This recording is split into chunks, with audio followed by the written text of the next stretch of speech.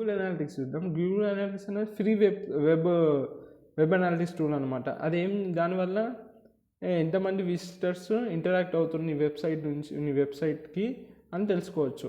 దీంట్లో వర్కింగ్ ఎట్లుంటుంది అంటే ఒక జావా స్క్రిప్ట్ ట్రాకింగ్ కోడ్ ఉంటుంది అనమాట. అది మనం వెబ్ పేజ్లో పెడతాం. ఎప్పుడైతే యూజర్ విజిట్ అవుతారో ఆ కోడ్ అనేది ఏంటి మనకు అర్థమవుతుందా చెప్తా. అది ఇంకో చాప్టర్లో వస్తుంది.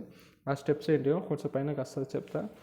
సో ఇదేంటి గూగుల్ అనాలిటిక్స్ ఏం చేస్తుంది అంటే నీ వెబ్సైట్ నువ్వు ఒక టైర్ వేసినావు అనుకో, గూగుల్ అనాలిటిక్స్ వాడినావు అనుకో, నువ్వు ఎంతమంది నీ పేజ్ని చూస్తున్నారు, ఎంతమంది ఎంగేజ్మెంట్ ఉంది, ఎంత ఇంప్రెషన్, అంత డేటా అంటే అనలైజ్ చేసి నీకు పంపిస్తుంది. అది గూగుల్ అనాలిటిక్స్ నీ వెబ్సైట్ పర్ఫార్మెన్స్ని ట్రాక్ చేయడానికి పనికొస్తుంది.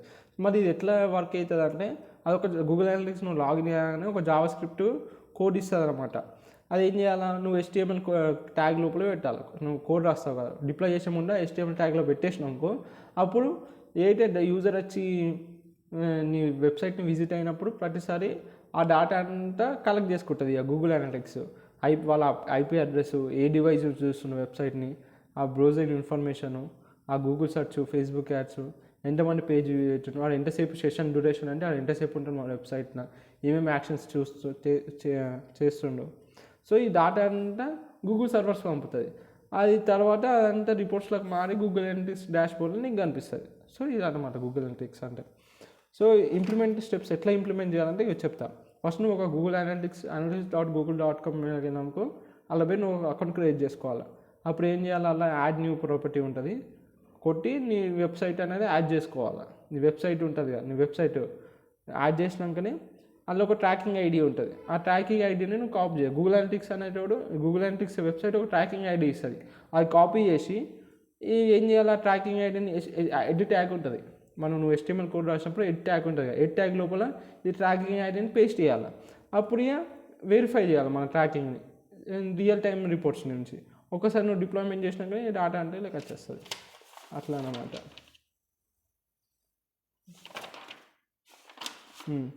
ఇలా ఇంపార్టెంట్ మ్యాట్రిక్స్ వచ్చేసరికి ఇప్పుడు గూగుల్ అనాలిటిక్స్లో యూజర్స్ ఎంతమంది, టోటల్ విజిటర్స్ మన వెబ్సైట్కి, కొత్త న్యూ యూజర్స్ ఎంతమంది ఫస్ట్ టైం వస్తున్నారు మన వెబ్సైట్కి, సెషన్స్.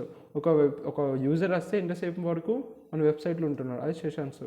బౌన్స్ రేట్ అంటే ఎంతమంది యూజర్స్ లీవ్ అవుతున్నారు వన్స్ ఆఫ్టర్ వన్ పేజ్, ఒక పేజ్ అయినాక ఎంతమంది వెళ్ళిపోతున్నారు, అది బౌన్స్ రేట్.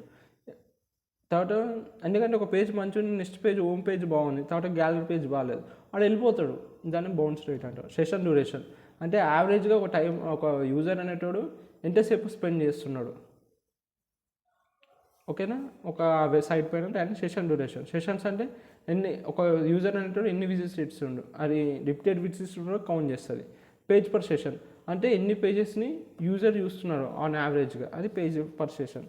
ఇంకా దీనికి ఉన్న లిమిటేషన్స్ ఏంటంటే మనం యూజర్స్ని ట్రాక్ చేయలేం. ఒకవేళ వాడు జావా స్క్రిప్ట్ కోడ్ని, మనం పెట్టిన జావా స్క్రిప్ట్ కోడ్ని కానీ కుకీస్ని కానీ బ్లాక్ చేసినాకో వాడిని మనం ట్రాక్ చేయలేం.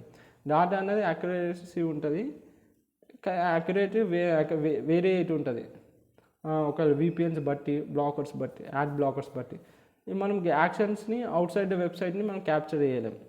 అంటే ఆ వెబ్సైట్ లోపల డేటా యాక్షన్స్ క్యాప్చర్ చేయగలుగుతాం, కానీ దాని అవుట్ సైడ్ వెబ్సైట్ని బయటకు పోయినాక ఏం చేస్తుంది మనం క్యాప్చర్ చేయలేం. Like mobile app data unless linked. తర్వాత sampling may occur in large data sets. So sampling అనేది చాలా లార్జ్ డేటా సెట్లో ఉంటుంది. ఇది ఇవన్నీ లిమిటేషన్ ఆఫ్ గూగుల్ అనాలిటిక్స్.